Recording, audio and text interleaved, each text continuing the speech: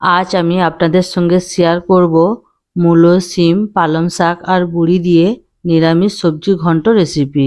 এই রেসিপিটি প্রথম পাতে গরম ভাতের সাথে থাকলে খেতে খুবই ভালো লাগে আর রুটির সাথেও খেতে অসাধারণ লাগে। নমস্কার, আমি তাপসী আর আপনারা দেখছেন তাপসী দির হেসেল। চলুন আজকের রেসিপিটি স্টার্ট করা যাক।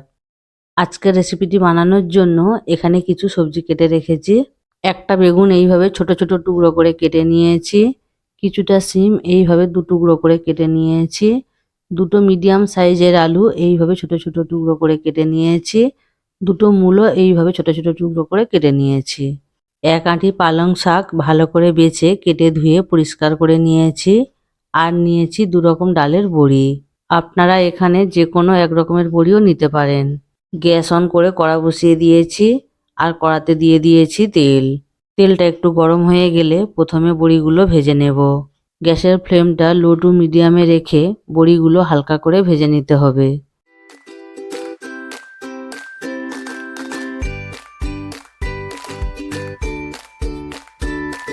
এক মিনিট মতো বড়িগুলো ভেজে নেওয়ার পরে দেখুন বড়িগুলো এইরকম ভাজা হয়েছে। এর থেকে বেশি লাল করে ভাজবো না। এবারে বড়িগুলো তুলে নিচ্ছি।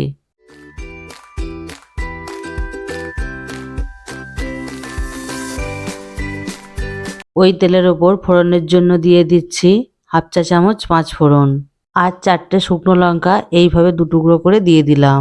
ফোড়নটা ভাজা হয়ে এলে দিয়ে দিচ্ছি কেটে রাখা আলু আর মূলো। যেহেতু আমি সবজিগুলো ভেজে নেব তাই বড়িটা ভাজার আগে বেশি করে তেল দিয়ে দিয়েছিলাম। এবারে আলু আর মূলো কিছুক্ষণ ভেজে নেব।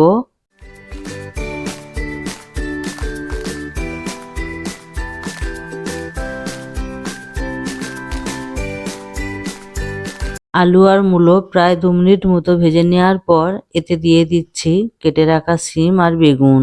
শিম আর বেগুন দেওয়া হয়ে গেলে ঝালের জন্য এতে দিয়ে দিচ্ছি 2-3টে কাঁচা লঙ্কা কুচি আর দিচ্ছি 1 ইঞ্চি আদা বাটা। এবারে আদাটা সবজির সঙ্গে কিছুক্ষণ ভেজে নেব যাতে আদার কাঁচা গন্ধটা চলে যায়।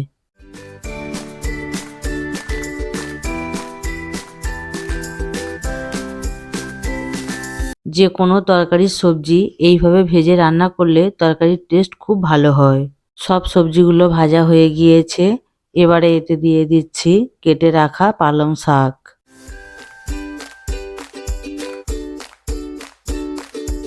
এবারে শাকের ওপর দিয়ে দিচ্ছি পরিমাণ মতো নুন। নুনটা দেওয়া হয়ে গেলে শাকটা নাড়াচাড়া করব না, এইভাবে 2-3 মিনিটের জন্য ঢাকা দিয়ে রাখবো। শাকটা 2-3 মিনিট ঢাকা দিয়ে রান্না করে নেওয়ার ফলে শাকটা নরম হয়ে গিয়ে অনেকটা কমে গিয়েছে। এবারে শাকের সাথে সমস্ত সবজি খুব ভালো করে নেড়েচেড়ে নিচ্ছি। সবজির মধ্যে যে জলটা দেখতে পাচ্ছেন এটা কিন্তু শাকের জল। যেহেতু পালং শাকে জল থাকে তাই শাকে থেকে এই জলটা বেরিয়েছে। আমি আলাদা করে এতে কোনো জল দিইনি।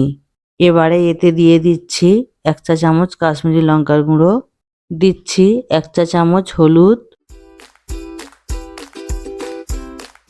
দিচ্ছি 1 চা চামচ জিরে গুঁড়ো আর দিচ্ছি 1 চা চামচ চিনি।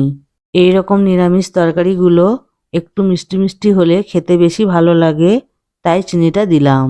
এবারে গ্যাসের ফ্লেমটা হাই রেখে সমস্ত সবজির সঙ্গে সব মশলাগুলো ভালো করে মিশিয়ে নিচ্ছি।